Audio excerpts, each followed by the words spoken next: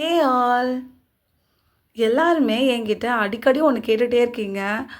Assistant exam video போடுங்க, VA எக்ஸாமுக்கு video போடுங்க, விஏஓ எக்ஸாமுக்கு வீடியோ போடுங்க, எம்டிஎஸ் எக்ஸாமுக்கு வீடியோ போடுங்கன்னு.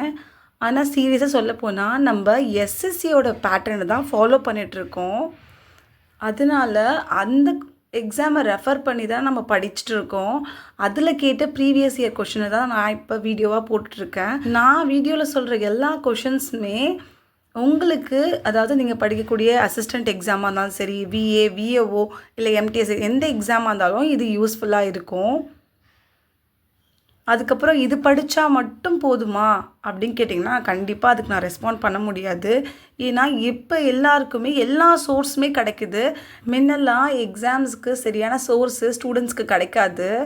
அதனால கொஷின்ஸ் எல்லாம் ஓரளவுக்கு கொஞ்சம் ஈஸியாகவே கொடுத்துட்டு இருந்தாங்க.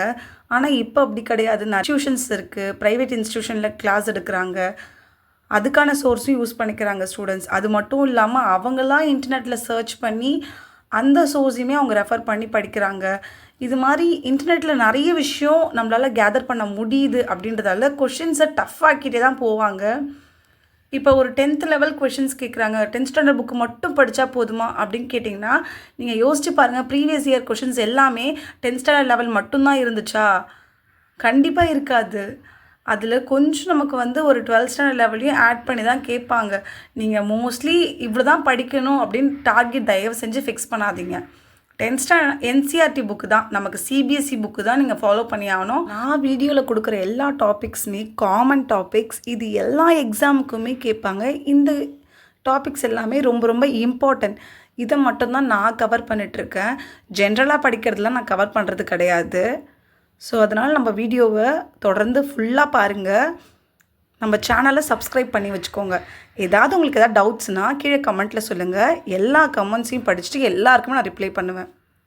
இன்றைக்கான டாபிக் பார்த்திங்கன்னா வைல்ட் லைஃப் சாங்சுரி, வனவிலங்கு சரணாலயங்கள் தான். இது ரொம்பவே இம்பார்ட்டன்ட். இந்த கொஷின் இல்லாமல் பெரும்பாலான கொஷின் பேப்பர்ஸே இருக்காது. அந்தளவுக்கு ரொம்ப இம்பார்ட்டண்டான டாபிக். ஃபர்ஸ்ட் கொஷின் பார்த்துலாம் வாங்க. Where is the Periyar wildlife sanctuary located? Periyar வனவிலங்கு சரணாலயம் எங்குள்ளது? தெகடின்ற டிஸ்ட்ரிக்டில், கேரளாவோடைய ஸ்டேட்டில் தான் இருக்குது இந்த பெரியார் வைல்ட் லைஃப் சாங்சுரி. எலஃபென்ட்ஸுக்கும் டைகருக்கும் ரொம்ப ஃபேமஸான ஒரு வைல்ட் லைஃப் சாங்சுரினா அது இதுதான். கிட்டத்தட்ட 925 சதுர கிலோமீட்டர் பரப்பளவு கொண்டதுன்னு சொல்கிறாங்க. செகண்ட் கொஷின் பார்க்கலாம். Ranthambore wild life sanctuary is famous for which animal? Answer tiger. Ranthambore எந்த அனிமலுக்கு பிரசித்தி பெற்ற வனவிலங்கு சரணாலயம் அப்படின்னு பார்த்தீங்கன்னா டைகர் தான். இதோடைய பரப்பளவு பார்த்திங்கன்னா 1334 சதுர கிலோமீட்டர் இருக்குது. ராஜஸ்தானில் சவாய் மாதோப்பூர் அப்படின்ற மாவட்டத்தில் இந்த ரத்தம்பூர் வைல்ட் லைஃப் சாங்சுரி இருக்குது. கொஷின் நம்பர் 3 பார்க்கலாம். Which is the largest wild life sanctuary in India? இந்தியாவிலேயே இருக்கக்கூடிய மிகப்பெரிய வனவிலங்கு சரணாலயம் எதுன்னு கேட்குறாங்க. ஆன்சர் பார்த்திங்கன்னா ரான் ஆஃப் கட்ச். இதோடைய பரப்பளவு மட்டும் எவ்வளோனா கிட்டத்தட்ட 7506 சதுர கிலோமீட்டர் அப்படின்னு சொல்கிறாங்க. பாகிஸ்தானுடைய எல்லையில் குஜராத் ஸ்டேட்டில் இந்த கட்சுன்ற மாவட்டத்தில் இருக்கிறதால இது நம்ம ரான் ஆஃப் கட்ச் அப்படின்னு நம்ம சொல்கிறோம். ஃபோர்த் கொஷின் பார்க்கலாம். Where is the Bharatpur bird sanctuary located? Rajasthan. இந்த பாரத் பேர்ட் சாங்சுரியை நம்ம என்னென்னு சொல்லுவோம்னா கொலிடயோ கானா நேஷ்னல் பார்க் அப்படின்னு சொல்லுவோம். இதோடைய மொத்த பரப்பளவு பார்த்திங்கன்னா 29 சதுர கிலோமீட்டர். அது மட்டும் இல்லாமல் 1985 யுனெஸ்கோ வேர்ல்டு ஹெரிட்டேஜ் சைட்னு சொல்லுது. Question number 5. The Sundarbans wild life sanctuary is famous for? Sundarban வனவிலங்கு சரணாலயம் எதுக்கு பிரசித்தி பெற்றதுன்னு கேட்குறாங்க. பெங்கால் டைகர். இந்தியா பங்களாதேஷ் எல்லை பகுதியில் வெஸ்ட் பெங்காலில் தான் இந்த சரணாலயம் இருக்குது. பிரம்மபுத்திரா, கங்கா, மேக்னா அப்படி 3 நதிகளும் சேர்ற இடத்துல இருக்கிறதால இது நம்ம மேங்க்ரூவ் வனப்பகுதின்னு சொல்கிறோம். 1987 யுனெஸ்கோ வேர்ல்டு ஹெரிட்டேஜ் சைட்டுன்னு சொல்லிட்டு அங்கீகாரமும் கொடுத்துருக்கு. Question number 6. Where is the Sariska Wildlife Sanctuary located? சரிஷ்கா வனவிலங்கு சரணாலயம் எங்கே இருக்குது? ராஜஸ்தானில் தான் இருக்குது. அல்வார் மாவட்டத்தில் ராஜஸ்தான் மாநிலத்தில் இருக்குது. இது ஆரவல்லி மலை அருகில் இயற்கையாக அப்படியே முழுசாக படர்ந்து இருக்கிறதால இந்த வனப்பகுதி பார்க்குறதுக்கே ரொம்ப ரம்மியமாக இருக்கும்.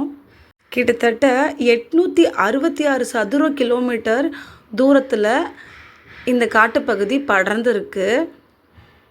அது மட்டும் இல்லாமல் இது புலி, சிறுத்தை இதுக்கெல்லாமே ஃபேமஸ். இதை நம்ம சரிஸ்கா புலி காப்பகம் அப்படின்னு சொல்லுவாங்க. 1978 ப்ராஜெக்ட் டைகர் அப்படின்னு இந்திய அரசால் புலி காப்பகமாக இது அறிவிக்கப்பட்டது. ஆனால் புலி முழுசாக இல்லாமல் போயிடுச்சு கொஞ்ச நாளில். அதுக்கப்புறம் மீள் பிரவேச திட்டம், அதாவது டைகர் ரீலொகேஷன் ப்ரோக்ராம் அப்படின்ற திட்டத்தின் மூலமாக புலிகளை மீண்டும் அந்த காட்டுக்கு கொண்டு வளர்க்க ஆரம்பித்தாங்க. Question number 7 பார்க்கலாம். Which sanctuary is famous for one-horned rhinoceros? ஒரு கொம்பு காண்டாமிருகம் அது எங்கே ஃபேமஸாக இருக்குது அப்படின்னு பார்த்தீங்கன்னா கசிரங்கா வனவிலங்கு சரணாலயத்தில் தான். இது எங்கே லொக்கேட் ஆகிருக்குன்னு பார்த்தீங்கன்னா நாகோன் மற்றும் கோலாகட் அப்படின்ற மாவட்டம், அதாவது அசாம் மாநிலத்தை சார்ந்தது.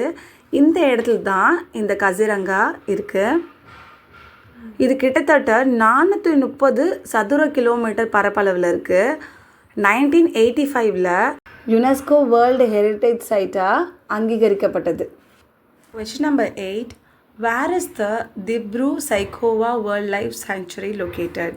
ஸோ Dibru-Saikhowa Wildlife Sanctuary எங்கே இருக்குதுன்னு கேட்குறாங்க. இது அசாம் மாநிலத்தில் தான் இருக்குது. தின்சுக்கியா திப்ருகர் அப்படின்ற டிஸ்ட்ரிக்டில் தான் இது இருக்குது. கிட்டத்தட்ட 765 சதுர கிலோமீட்டர் பரப்பளவில் இது இருக்குது. யாராவது செல்ஃபாக எக்ஸாமுக்கு ப்ரிப்பேர் பண்ணிகிட்ருக்கீங்க அப்படின்னா நான் குரூப் ஸ்டடி பண்ணலான்னு ஒரு ஐடியாவில் இருக்கேன். என் கூட சேர்ந்து படிக்கணும்னு ஆசைப்பட்டிங்கன்னா ஒரு தம்ஸ் அப் பண்ணிவிட்டு குரூப் ஸ்டடின்னு கமெண்ட்டில் சொல்லுங்கள். எத்தனை பேர் இருக்கீங்கன்னு பார்ப்போம். ஒன்றா சேர்ந்து படிக்க தயாராக இருப்போம். See you in the next video. Bye-bye.